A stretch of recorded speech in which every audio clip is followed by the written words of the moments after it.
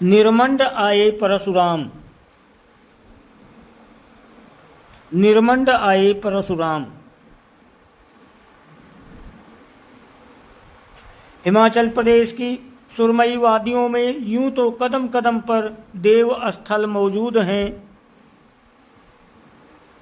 लेकिन इनमें से कुछ एक ऐसे भी हैं जो अपने में अनूठी गाथाएं और रहस्य समेटे हुए हैं।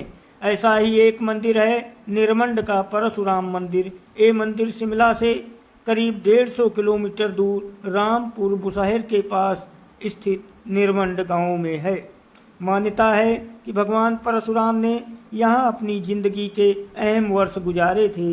किंवदंतियों के अनुसार ऋषि जमदग्नि हिमाचल के वर्तमान सिरमौर जिला के समीप जंगलों में तपस्या किया करते थे। उनकी पत्नी और परशुराम की माता रेणुका भी आश्रम में उनके साथ रहती थी। ऋषि जमदग्नि को नित्य पूजा के लिए यमुना के जल की जरूरत होती थी। ये जिम्मेदारी रेणुका पर थी। रेणुका अपने तपोबल से रोज ताज़ा रेत का घड़ा बनाकर उसे सांप के कुंडल पर धरकर आश्रम लाया करती थी। लेकिन एक दिन रास्ते में गंधर्व जोड़े की क्रीड़ा देख लेने के कारण उनका ध्यान भंग हो गया और नतीजा ये निकला कि तपोबल क्षीण होने के कारण उस दिन न तो रेत का घड़ा बन पाया और न ही सांप आया। इस कारण जब नग्न की पूजा में विघ्न आ गया, ऋषि इससे इतना व्यथित हुए कि क्रोधावेश में आकर उन्होंने अपने ज्येष्ठ पुत्र परशुराम को मां रेणुका के वध का आदेश दिया। पितृभक्त परशुराम ने तुरंत पिता की आज्ञा का पालन किया और रेणुका को मौत के घाट उतार दिया।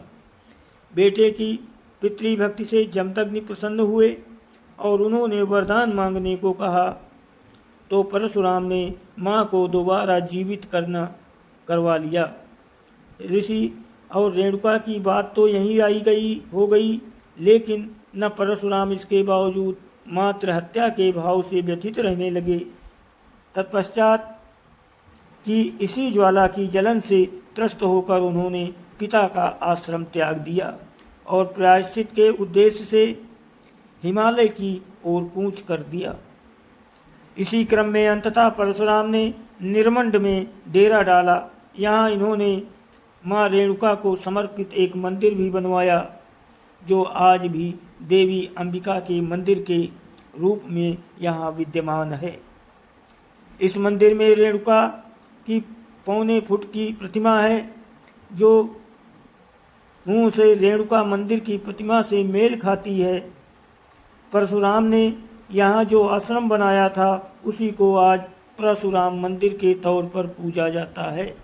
ये आश्रम पहाड़ी और जंगली जानवरों के इलाके में होने के कारण चारों तरफ से बंद था और आने जाने के लिए एक ही मुख्य द्वार था। मंदिर का ये मूल स्वरूप आज भी जस का तस है। कहते हैं यहीं पर मात्र हत्या के दोष निवारण के लिए परशुराम ने एक यज्ञ भी शुरू करवाया था, जिसमें तब नर बलि दी जाती थी। किंवदंतियों की माने तो कालांतर में यही नरबलि मौजूदा भूंडा यज्ञा के तौर पर प्रचलित हुई, जो आज भी जारी है। एक अन्य कथा के अनुसार परशुराम ने निर्मंड को खास तौर पर क्षत्रियों के संहार के लिए तैयार करने हेतु बसाया था, लेकिन कारण यहाँ भी माता रेणुका थी। राजा सहस्रार्जुन के रेणुका के प्रति प्रेम की परिणति आखिरकार जमदग्नि और रेणुका के वध के रूप में हुई। इससे परशुराम कुपित हो उठे और उन्होंने धरती से क्षत्रियों के संहार का संकल्प लिया, जिसे पूरा करने के लिए निर्मंड में आश्रम बनाया। अब इनमें से सच कौन सी धारणा है, ये कहना तो मुश्किल है, लेकिन दोनों से ये जरूर साबित होता है कि परशुराम ने ही निर्मंड बसाया था। यही कारण है कि दूसरे तमाम देवों के मंदिर होने के बावजूद निर्मंड में आज भी परशुराम को ही मुख्य देव माना जाता है।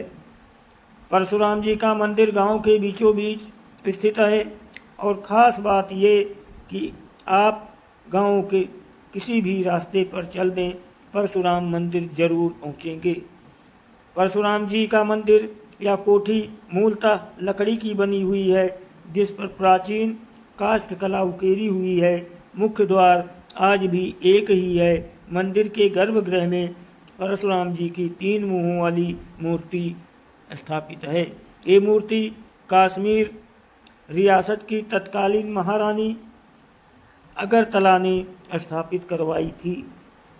कहा जाता है कि इसके मुख से माथे पर तीसरी आंख के रूप में हीरा भी जड़ा हुआ था। इसके अलावा यहीं पर परशुराम जी के तीनों मुंहों के लिए चांदी का मुखौटा भी हुआ करता था, जो बाद में चोरी हो गया था। हालांकि आज भी यहाँ के भंडार में समुद्रसेन के काल का स्वर्ण पात्र मौजूद है। इसके अलावा देवी के आभूषण भी हैं। इन्हें भूंडा यज्ञ के मौके पर जनता के दर्शनार्थ रखा जाता है। बाकी के समय ये ताले में बंद रहते हैं। मंदिर के प्रांगण में सदियों पुराने शिलालेख और प्रस्तर की प्राचीन प्रविताएँ हैं, जो तत्कालीन भव्यता को सहजी बयान करती हैं। परशुराम मंदिर के देखरेख हालांकि एक समिति करती है, लेकिन इसे देखकर सहजी अंदाज़ा लगाया जा सकता है कि ये स्थानीय समिति के बस का रोग नहीं है और इसके लिए व्यापक स्तर पर सरकारी प्रयासों की ज़रूरत है।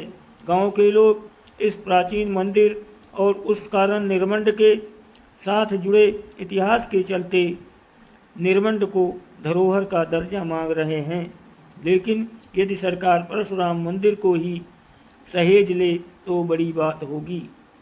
थोड़े से प्रयास और प्रचार से इसे इलाके का प्रमुख धार्मिक पर्यटन केंद्र बनाया जा सकता है। दोस्तों को वीडियो को लाइक और सब्सक्राइब जरूर करें, आपकी बहुत मेहरबानी होगी। आप सभी को बहुत बहुत धन्यवाद और प्रणाम।